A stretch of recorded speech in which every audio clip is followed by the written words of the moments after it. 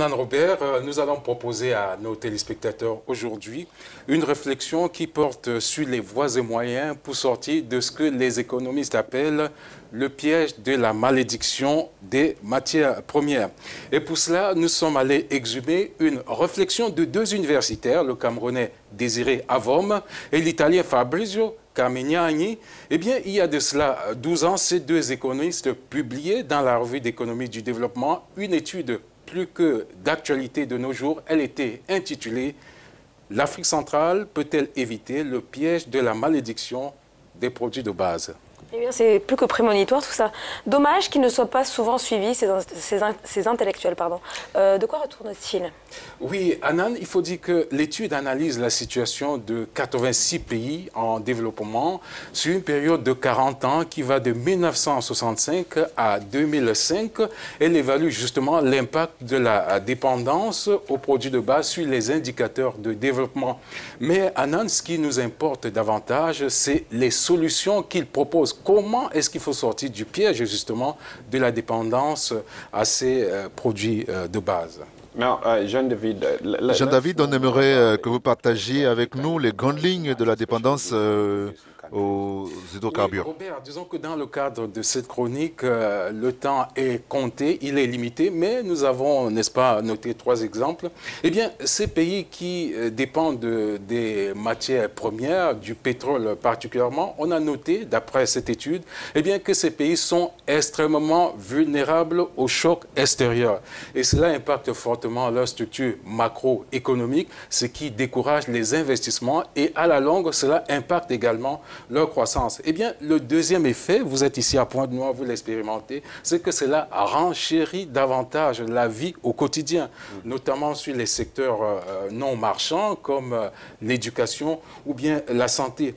Il y a encore un autre effet, et c'est un effet assez nocif parce que cela impacte la vie politique. La dépendance aux matières premières impacte la vie politique en ce sens qu'elle génère beaucoup de corruption. Mais voilà, en quelque sorte, 3 aspects que nous pouvons relever. non. Alors, venons-en maintenant aux pistes de sortie, ce qu'on appelle la malédiction du pétrole ou des matières premières d'une manière générale. Oui, disons que les auteurs ont suggéré, n'est-ce pas, quelques pistes de sortie de crise. Ils ont insisté sur la nécessité, vraiment l'indispensable diversification de l'économie en identifiant les secteurs porteurs de croissance sur lesquels il va falloir investir pour pouvoir plus tard, n'est-ce pas, renforcer le secteur tertiaire. Par exemple, les nouvelles technologies, par exemple le transport, par exemple le tourisme. Les auteurs suggèrent également le renforcement du secteur financier afin que les investisseurs, les créateurs de richesses puissent, par exemple, s'épanouir. Il y a un autre aspect, c'est l'assainissement du climat des affaires, parce qu'on a constaté que beaucoup de fonctionnaires faisaient la concurrence aux hommes d'affaires. Mais vous savez, nous sommes ici en Afrique centrale, il y a le défi des infrastructures, l'énergie, les voies de communication, les télécommunications et surtout la volonté politique, parce qu'on a constaté que sur les classements, par exemple, comme Doing Business, eh bien, les pays d'Afrique centrale sont en queue de classement. Donc voilà tout ce que nous avons proposé pour vous aujourd'hui dans cette rubrique business. Comment sortir du piège de la dépendance des matières premières, surtout pour les pays d'Afrique centrale. Je suis Jean-David Miamblé. Merci de votre attention. À la semaine prochaine.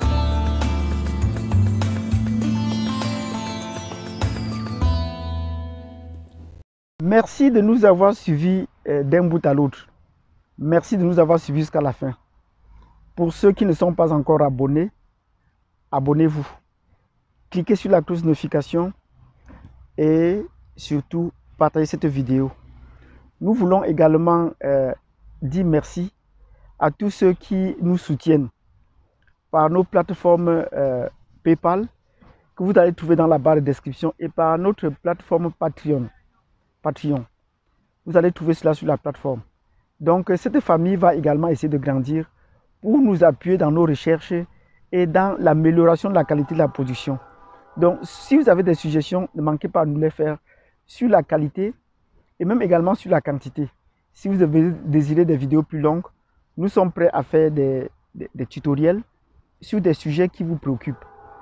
Sur ce, je remercie tous ceux qui nous soutiennent par Patreon ou par PayPal.